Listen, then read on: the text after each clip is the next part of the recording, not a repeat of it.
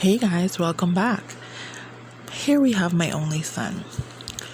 I call him favorite son. It's a little joke. I used to call him that a lot, and then one day he was like, I'm your only son. But yeah, it stuck. The love I have for him is immeasurable, as with any parent for their child. And being his mother, there's been so many epiphanies. Moments of revamping my life philosophies, educational expectations, behavioral expectations, just the whole lot of it. I don't use the word challenge negatively. I use it because it describes how it has been. We walk into parenthood with determination and methods and ideas, and sometimes it just gets shattered. That particular child can be the one that bucks against it all and forces you to stop and dare to buck the norms that few of us can even truly understand why we've conformed to them and conformed to them for so long. So this video is going to be about what it's like parenting a child who's almost just the complete opposite of you, but so much like you at the same time. It makes for a very, very interesting journey. Hey guys, welcome back. So I've been really busy. My daughter's birthday is coming up on Friday, and I've just been preparing for that, toddler chasing and all that good stuff. So I trying to see if I can squeeze in a few minutes here and there. So this will probably be more like a montage of quick videos. I started off with the pictures of my son. What I wanted to talk about was just parenting him has been one of the most interesting challenges I've ever embarked on. I don't think a lot of people get it unless they've had experience or unless they're willing to step out of the bounds of what they think and believe. I had the thought that, hey, I'm going to graduate high school, go to college, find a bae, get married, have kids, and live happily ever after. They're going to go to the school that I went to, go to college, rinse and repeat. And this little boy showed me that all your preconceived expectations are about to be blown out the water, and you need to buckle up and let's see how you could best piece yourself back together after I blow your mind.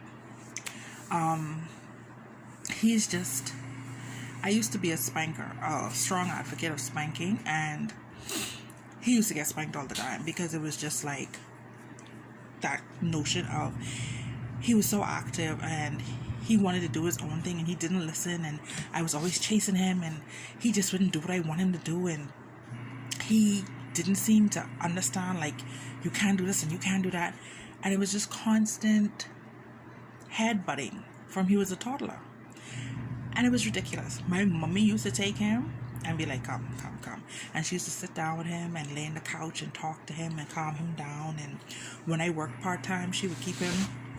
And then I got my sister to start keeping him because I felt like he was so active that mommy couldn't get anything done because she had started sewing full-time again. So my sister used to keep him, and then I put him in a play group 3 days a week to just help him be around kids his age and understand how to calm down. I homeschooled him for the most part until he was about 4. Even that was a fight. That was like trying to fit a square peg into a diamond hole. It looked similar, but it ain't gonna ever go in. And hey, you painted that? Mm-hmm. That's beautiful. The 2-year-old is painting this morning while watching Dora. Here you go. You see it? Yeah, okay. You go paint another one for me? So, it's like, alright, he knows things, but he's not gonna tell me it when I ask it. he doesn't want to learn these things. He's not interested. And I'm worried, and I'm thinking, well, is something wrong? Is he never going to be interested? Is he a late bloomer? And I fought and I pulled back and I fought and I pulled back. The playgroup closed down because the lady had been in education for like over 50 years. She was doing some renovations, but I think she just went into retirement at some point. So I'm like, what to do? Because her group was more play-based. And that was something that I started believing more in, because I ended up working for a play group that was play-based. And basically about introducing children to structure and schedules and all these things. And one day I blew a fuse and I walked to the nearest public school and registered him for school and put him in school. I had taken him to my old school to take the entrance exam, and the headmistress of the primary school, not the headmistress, the principal of the primary school,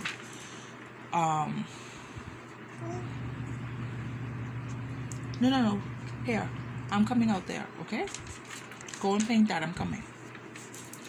She, like, as much as I love her and respect her, she was very scathing in her way of delivering his results and her attitude towards what he knew and what he did not know.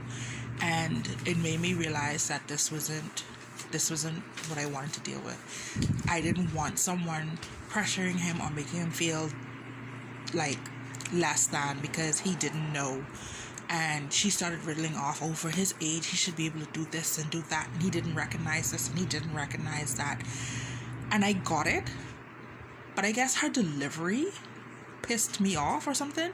I don't know, but things started turning in my head about it, but I couldn't put my finger on it.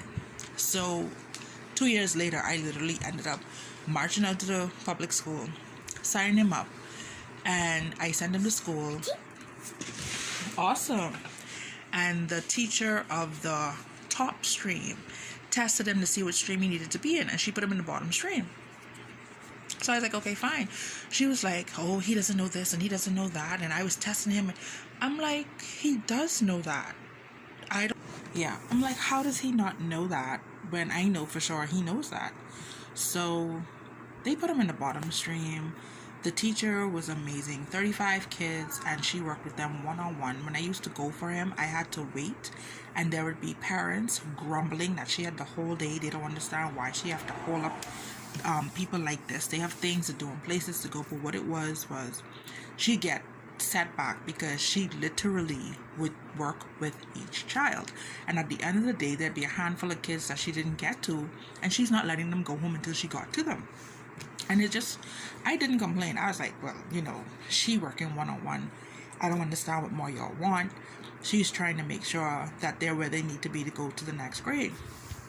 He did okay. Learning to read was a bit of an issue for him. Because he just, like, when I say he wasn't interested, he's a child that can do whatever. Like, he can do anything. But if he's not interested, it's not going to happen. And a lot of people are like, he can't stay like that. Just the real world. And he can have to do things he don't want to do.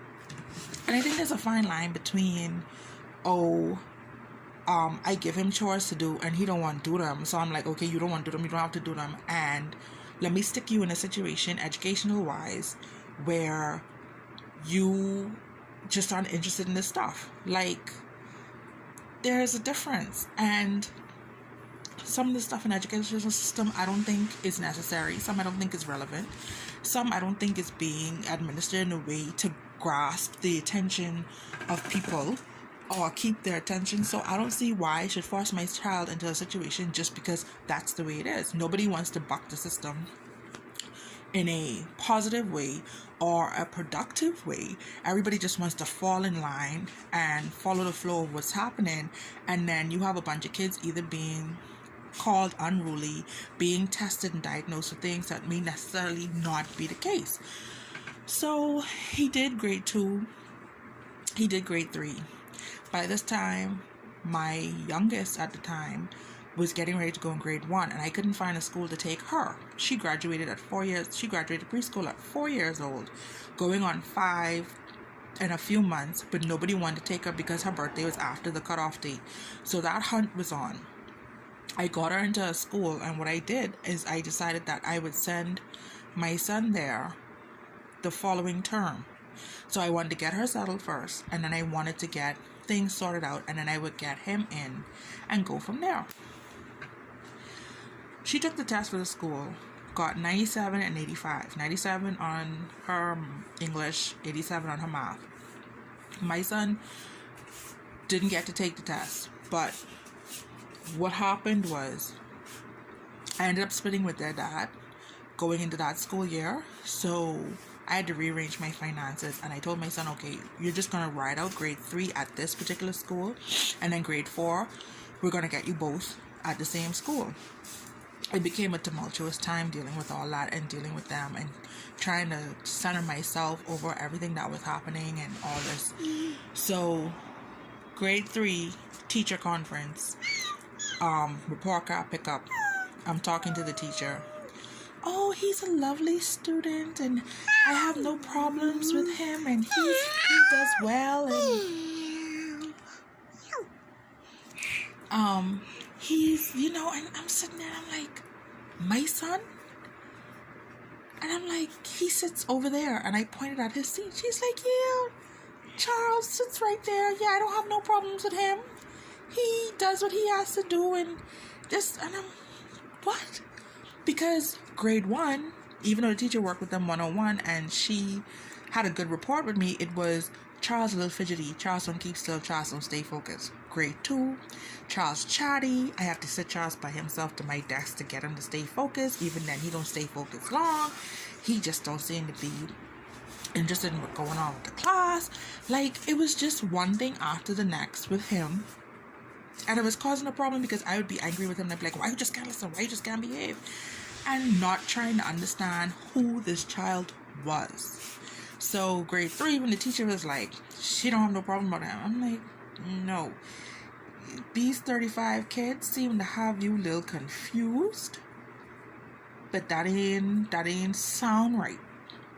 So, because even in some of her comments, she had said that he was a little talkative or he would get up for no reason. So I was like, okay, thanks.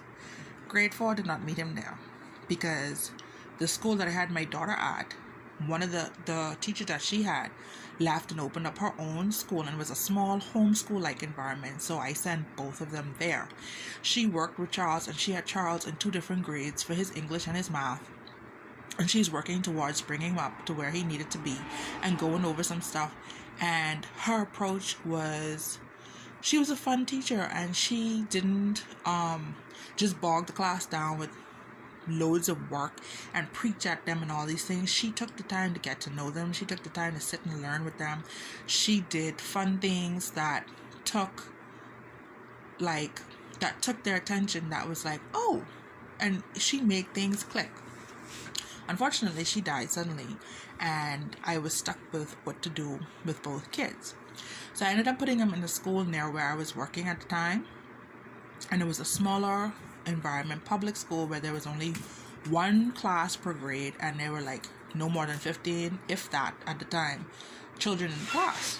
He did really well there as well because the teachers there had the same approach of making classes interesting, doing things, of going outside, using what people would call unconventional. It just seemed to be that more time was taken with the kids, and the parental involvement was high. It was a big requirement that parents be involved. So there was like Valentine's lunch with parents. Parents come to bring lunch, and they did a week where you come and you do an activity with the class, or you come and talk to the class. So I went and did some arts and crafts stuff like that, and it was just a nice, warm community where he did super well.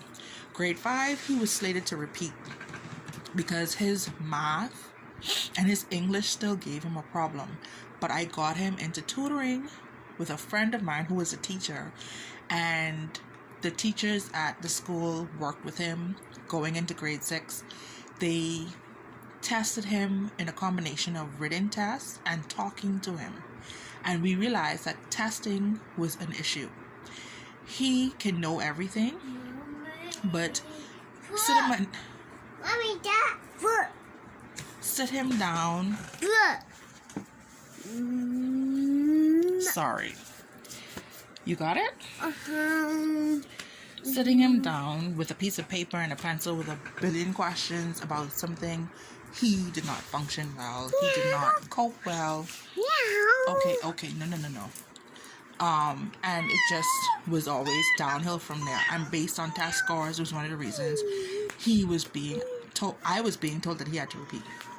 Grade 6, he pulled up his socks. He attempted to work hard at it. I got him into soccer. He was in soccer for the second year. I always had them busy with extracurricular activities. I also moved that year from where I was living to the area nearer to the school, and things were a bit more relaxed. The stress of leaving their dad was leveling off, and it just was a calmer time for me, and I think that helped him as well. And then we were faced with getting him into grade 7, and I was stuck because from grade 5 I had found a school, but it was on a different island. And what this school did was it's hard to explain. They respect each child's difference. Their class sizes are no more than 15. There's only one grade per class, and the teachers assess the children to see where they're at and how they could best work with them to make sure that they're where they need to be. So they would do after school tutoring, and they knew this particular child had an issue, they would recommend it, and they'd let the parents know, and they're very much in contact with the parents.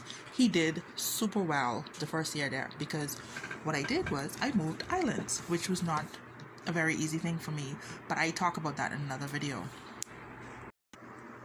Yeah, so he did really well that year, and that was another rough year for us because it started off with the new relationship I was in. He decided to go back to Nassau a week after we got settled here so he could keep his job in order for us to make it, because I had given up my business and hadn't secured a job here yet. So he was there. We were settling into a new normal. The job that he applied for finally called 2 months later, and he was back. By that time, I had been on a follow-up interview to a job fair we had both been to, and I started working that December. 7 months of I felt like it was just road. Like I was always on the road, because the island I'm on is 100 plus miles long. I live at the southern end, and I would have to drive to Central, which is about 50 miles up, going to work, and 50 miles coming home. And it wouldn't be so bad if it wasn't a night shift job. So it was just a lot of settling in and adjusting and getting used to things. And he just started to do so much better. And what I was so grateful for was his first year at the school. One of the teachers did some testing on the type of learner the children were. And I got, he said that Charles was a kinesthetic learner. And it all clicked again, like, oh my God. You're giving this child a book to read. You're giving him pen and paper. You're giving him all these, like, what's the word? I guess literary based things, and that's not the way to reach him. You want to reach him, throw him in a situation. Throw him in a position to where he has to figure it out, and he gets his hands dirty, and he thrives, he blooms. Give him a conversation get into a conversation about something he's interested in. And yeah, so I'll try to wrap this up because I did those yesterday and was not able to put a conclusion on. But what I was talking about was how the way the school is set up and how he did well. And I was talking about if you throw him in a conversation, he has the broadest vocabulary. And people find it weird because he doesn't really read anything outside of graphic novels. But I think part of it is the way that I speak to them.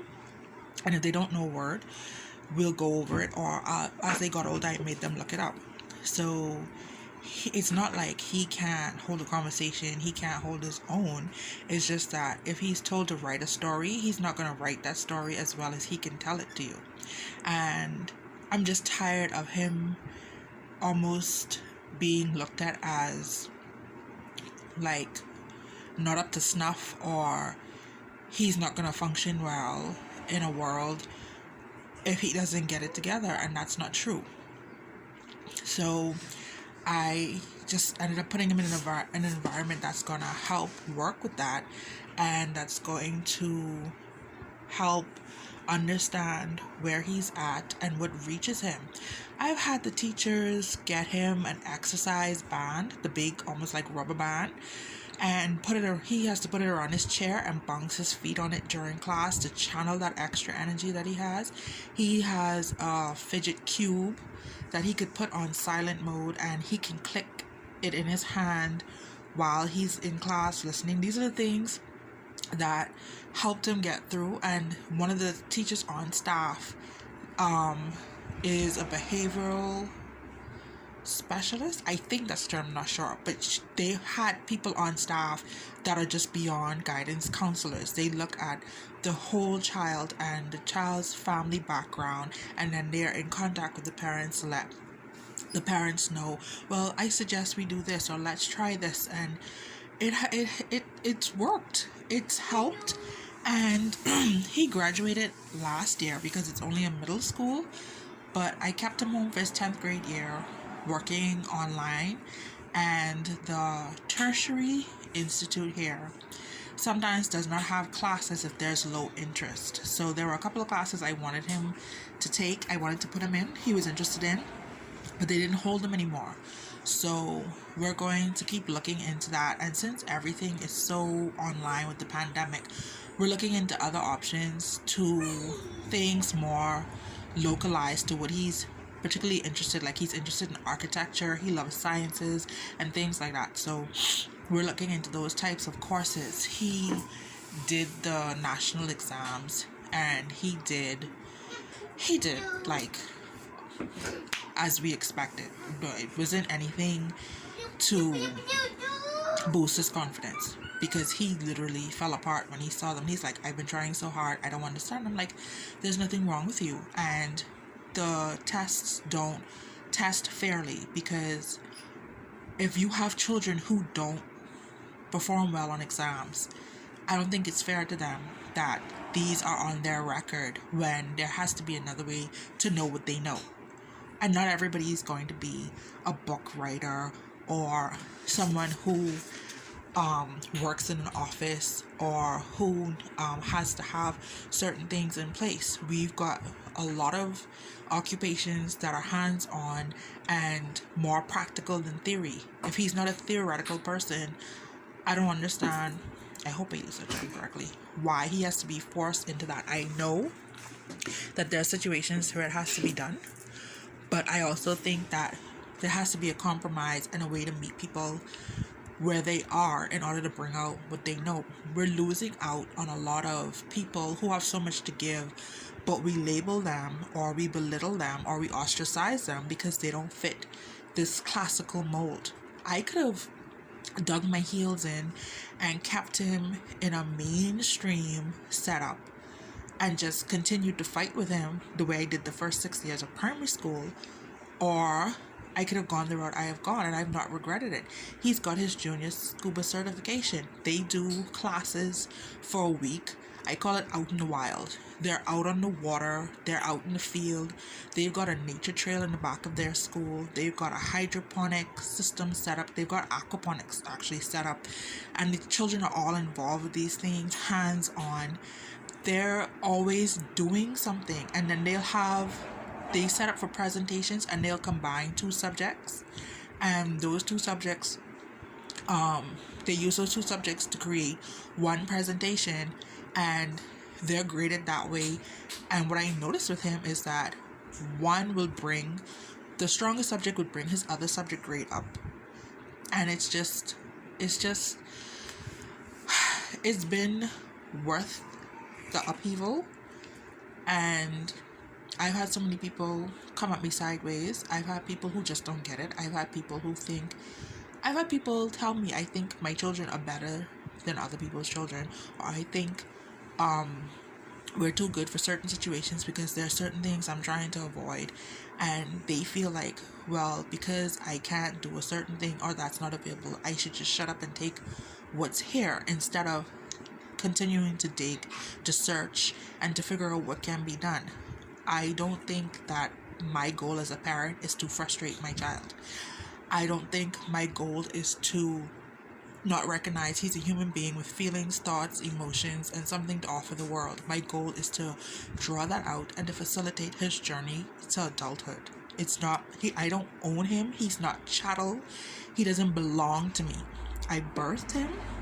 I brought him into the world, and I am to guide him along this journey until he's capable of going on his own. And I think taking that approach and learning more about myself on this journey, and even the way I had my own play group, and I saw the way those parents dealt with their kids and how those kids were so well behaved, and even the ones who may have been a little hyper in a way or a little active, it was just better ways to deal with the situation and deal with them when we realize that they're people. And by recognizing him as a person, I've been told that he's spoiled, or I have them spoiled, or I don't want them to catch any rough moments. What I've been through with their dad, and what they've been through, and the losses they've experienced, and the rough things they've had to face, there's no way in this world anyone could ever think that he is spoiled or I'm trying to coddle him, because he's had to face so many harsh truths in this life. I don't think I should add to what he's been through by forcing him through a quote-unquote normal educational system that's only going to frustrate him and frustrate me. As for his next steps, we've got his application in somewhere. We're gonna come back if I can get him on. He's gonna be upset at those pictures I shared, but I'm gonna come back with an update on what happens with that. We're really excited with this next move, but it's another situation where he's gonna be thrown in hands-on and learn within an environment where he's going to be doing the work as they go along and not just sitting in the classroom learning. So I'll see you guys in the next one, and thanks for watching.